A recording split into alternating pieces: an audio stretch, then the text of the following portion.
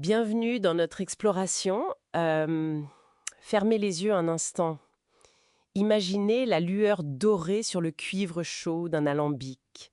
Cette odeur-là, de céréales, de fruits qui se transforment, la chaleur douce, le son presque imperceptible de la vapeur. Au cœur de tout ça, il y a ce métal, le cuivre. Presque vivant, non? Et ça nous amène à la question centrale de notre discussion aujourd'hui. Pourquoi lui? Pourquoi le cuivre est-il le complice quasi universel des distillateurs depuis si longtemps?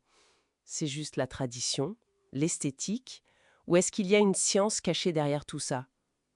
C'est ce qu'on va explorer ensemble, ce rôle clé du cuivre, gardien des spiritueux, en s'appuyant sur ce que nous disent l'histoire, la science et l'art de la distillation. Alors pour comprendre, il faut remonter un peu le temps. On distille depuis la Mésopotamie, avec des récipients en terre cuite au début, mais ce sont vraiment les alchimistes arabes, on pense notamment à Djabir ibn Hayyan, qui ont perfectionné l'alambic. Et ils ont eu cette intuition en fait. Oui, ils ont senti que le cuivre avait quelque chose de spécial. C'est ça. Et ce savoir-faire, il est arrivé en Europe, beaucoup via les monastères. Et le constat était empirique au départ. Les alcools distillés dans le cuivre, ils semblaient plus purs. Meilleur goût, tout simplement. Il y avait aussi des raisons très pratiques, j'imagine. Ah oui, absolument. Le cuivre, il est malléable. On peut lui donner ses formes complexes, si typiques des alambics, les chaudières rondes, les chapiteaux, les cols de cygne. Et sa conductivité thermique. Ça, c'est crucial, non? Exactement. Il chauffe de manière très uniforme. Ça évite de brûler le mou, le liquide de base. C'est fondamental pour la qualité. D'accord. Et cette préférence, elle est devenue une sorte de norme, voire une obligation. Tout à fait. C'est tellement ancré que pour certains spiritueux d'appellation d'origine protégée ou indication géographique protégée, comme le cognac ou le single malt Scotch whisky, l'usage du cuivre est obligatoire.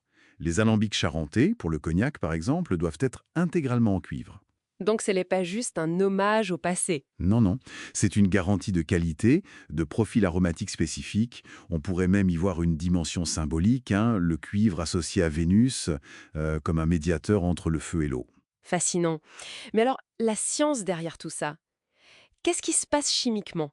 On parle souvent de son rôle purificateur. Oui, et c'est sans doute son rôle le plus spectaculaire.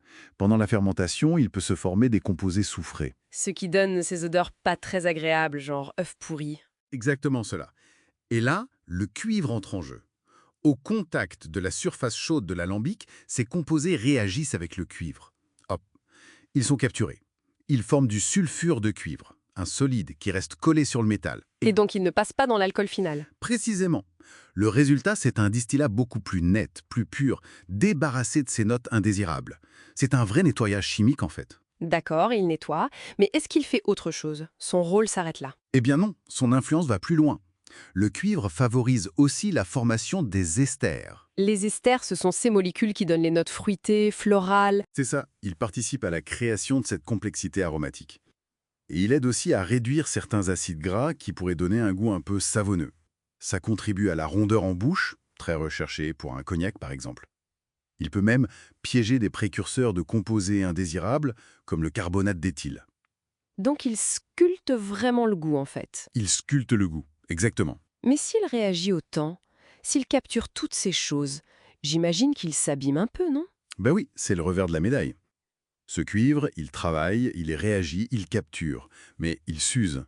Il se sacrifie un peu à chaque distillation. Il se patine, se couvre de dépôts. Voilà, c'est pour ça que l'entretien, le nettoyage par le distillateur, c'est absolument essentiel. Il faut le maintenir en forme pour qu'il reste efficace. Cette usure, c'est la marque de son travail. Et l'alternative, ce serait quoi? On voit parfois des alambics brillants en inox. Oui, l'acier inoxydable, c'est l'autre option. Si on compare, le cuivre, c'est l'alchimiste actif, qui dialogue avec les vapeurs, qui purifie, qui crée des arômes, mais qui demande du soin. L'inox, lui, c'est plutôt le gardien neutre. Très résistant, facile à nettoyer, moins cher aussi, mais il n'interagit pas chimiquement de la même manière. Idéal pour des alcools plus neutres, comme la vodka par exemple. Par exemple, oui, ou quand on recherche cette neutralité. Mais attention, on voit aussi de plus en plus de solutions hybrides. Ah oui, c'est-à-dire? On combine les deux. Le corps de l'alambic en inox pour la durabilité, Et puis les parties clés, le chapiteau, le col de cygne, en cuivre, pour bénéficier de ses effets sur les arômes. Malin, ça permet d'allier les avantages. Exactement. Certaines distilleries de rhum, par exemple, jouent beaucoup avec ces combinaisons pour créer des profils très différents. On comprend bien le rôle crucial du métal. Mais, au final, ça reste un outil, aussi performant soit-il. L'humain derrière est primordial, j'imagine. Ah mais absolument. Le cuivre est l'instrument, mais le distillateur et l'artiste, c'est lui ou elle qui maîtrise la chauffe, l'intensité du feu, qui sent, qui goûte, qui décide des fameux points de coupe, ce moment critique où l'on sépare les têtes et les queues pour ne garder que le cœur du distillat. C'est un savoir-faire très sensible. C'est une science sensible, oui. Une relation presque intime avec l'alambic. Il faut interpréter les sons, les odeurs. L'alambic devient une extension des sens de l'artisan. Donc si on résume ce voyage au cœur de l'alambic, le cuivre, c'est bien plus qu'un métal conducteur et malléable. Ah oui? C'est un acteur central, un partenaire, un alchimiste, comme vous disiez, qui transforme la matière première en émotion liquide. C'est une belle image. Et elle est juste. Il travaille en symbiose avec le feu, la matière et bien sûr le savoir-faire irremplaçable du distillateur. Une véritable alchimie. Tout à fait. Alors, la prochaine fois qu'on aura un verre de cognac, de whisky ou d'une autre eau de vie à la main, on pourra peut-être avoir une petite pensée pour ce travail silencieux du cuivre rougissant, pour son sacrifice au service de la pureté et de la complexité qu'on savoure. Et je finirai avec une pensée peut-être un peu provocatrice.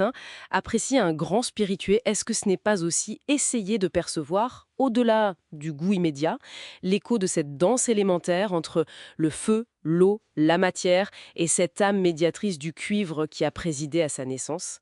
Une question à méditer.